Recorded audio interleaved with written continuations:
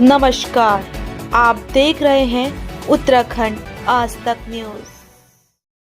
One विभाग उत्तराखंड के द्वारा आज वनाग्नि सत्र 2026 में वनाग्नि नियंत्रण व प्रबंधन को लेकर वन विभाग स्थित मंथन सभागार में प्रेस वार्ता का आयोजन किया गया। इस दौरान मीडिया को संबोधित करते हुए वन मंत्री सुबोध उनियाल ने कहा कि पृथ्वी के लगातार बढ़ते तापमान, लंबे समय तक सूखा, अनियमित मानसून के साथ ही अल नीनो और अन्य कारणों से प्रदेश में वनाग्नि की घटनाओं में इजाफा हुआ। प्रदेश के 5 जिलों जिसमें टिहरी, चमोली, पौड़ी, रुद्रप्रयाग और पिथौरागढ़ में आग की ज्यादा घटनाएं देखने को मिली, जिसके नियंत्रण, प्रबंधन और नवाचारों को अपनाकर वन विभाग उत्तराखंड शासन के साथ ही विभिन्न संस्थानों और स्थानीय स्तर पर जन जागरूकता अभियान, प्रचार प्रसार एवं जनमानस के सहयोग से वनाग्नि पर नियंत्रण किया जा रहा। वन मंत्री ने कहा कि लोगों को आग की वीडियो बनाने की बजाय आग बुझाने का प्रयास करना चाहिए, क्योंकि जन सहभागिता के सहयोग से ही आग पर काबू पाया जा सकता है। विगत 10 वर्षों की अगर बात की जाए तो प्रदेश में कुल 14,638 घटनाएं सामने आई हैं, जिससे 23,682.77 हेक्टेयर वन क्षेत्र प्रभावित हुआ, जिसमें 35 लोगों की मौत हुई और 76 लोग घायल हुए। इसके अलावा अगर 2026 को लेकर बात की जाए तो 2026 में वनाग्नि की 394 घटनाएं हुई, जिसमें 331.12 हेक्टेयर वन क्षेत्र प्रभावित हुआ और एक आदमी की मृत्यु हुई। प्रेस वार्ता के दौरान वन मंत्री ने वनाग्नि की रोकथाम के लिए मीडिया से सहयोग मांगते हुए कहा कि आग को लेकर ज्यादा अफवाह फैलाने से बचे, लोगों को जागरूक करें।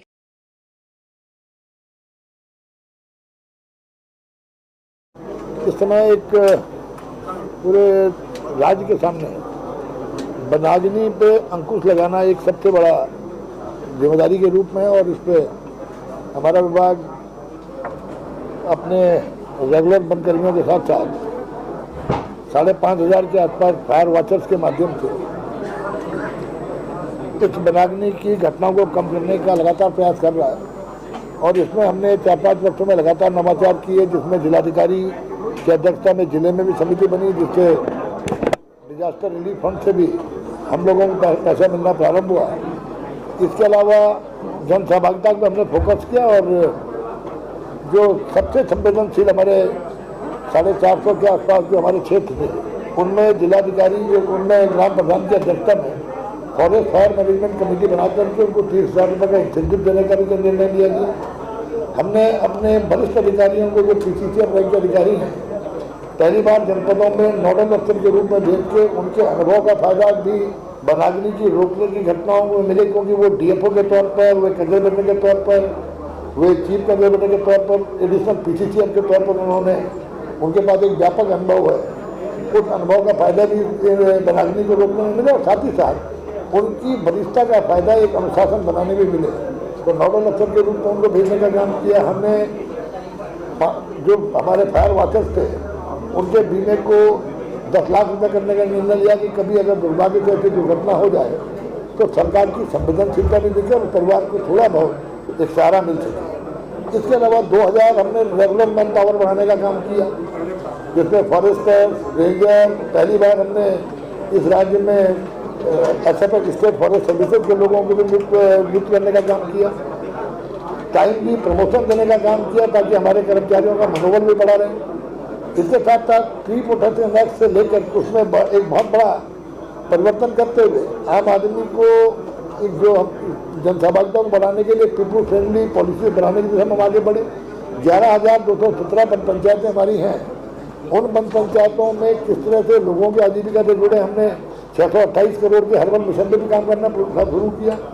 इसके साथ साथ किस तरह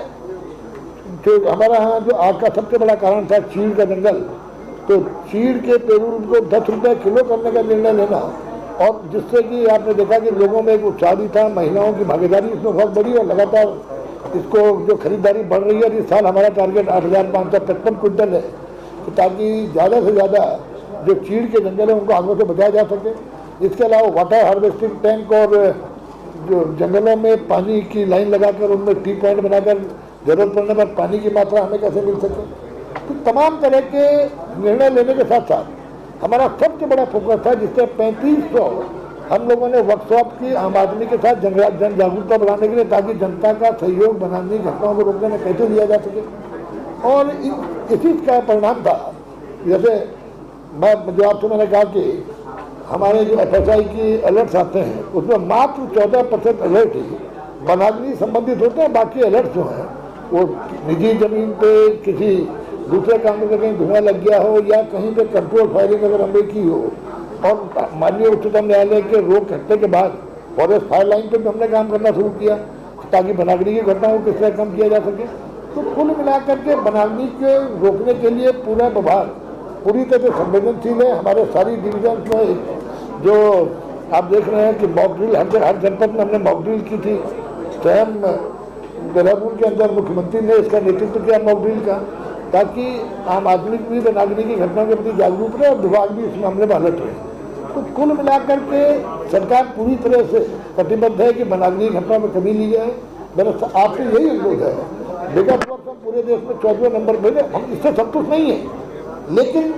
जिस तरह से ये दिखाया गया कि उत्तराखंड ध्वजा पर है, उसको लेकर के मेरा आपसे अनुरोध है कि एक माहौल में लोगों की जन सहभागिता किस तरह ज़्यादा से ज़्यादा बढ़े, इसके लिए मैं समझता हूँ हमें सबसे बड़ा कारगर हथियार आप लोग हैं। आपके माध्यम से जागरूकता किस तरह मिले, किस तरह आम आदमी की जन सहभागिता इसमें बड़े आग लगने की घटनाओं में किस तरह हम रिस्पॉन्स टाइम को कम कर सकें, और जो हमारा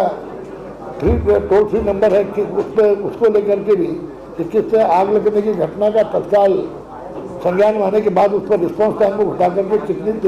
किस तेजी के साथ हम उसको